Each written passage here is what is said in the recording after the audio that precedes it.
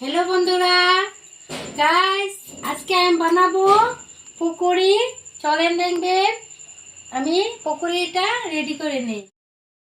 করে নিয়েছি পেঁয়াজ কেটেছি নরসিংহের পাতা দিয়েছি কয়েকটা কাঁচা লঙ্কা পেঁয়াজ এখন ভালো করে বেসনটা মেখে নিতে লাগবো লবণ হলুদের গুঁড়া অল্প দিতে জিরার গুঁড়া দিলব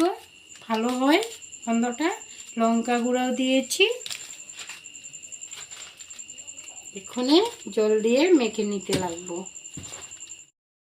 অল্প বেকিং পাউডার দিতে লাগবো বেকিং পাউডার দেখেন তে ভালো করে ফুলে উঠবো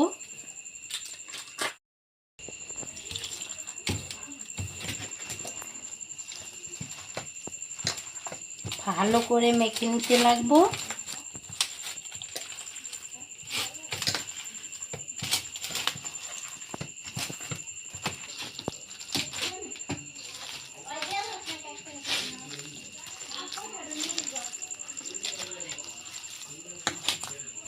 হয়ে গেছে মাখা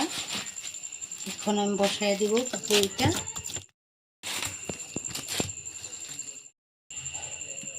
তেলটা দিয়ে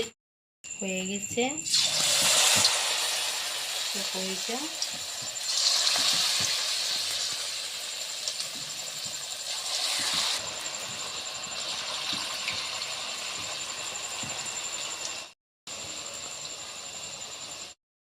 হয়ে গেছে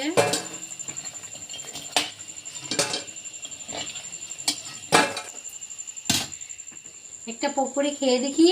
চাটনি দিয়ে কিরকম হয়েছে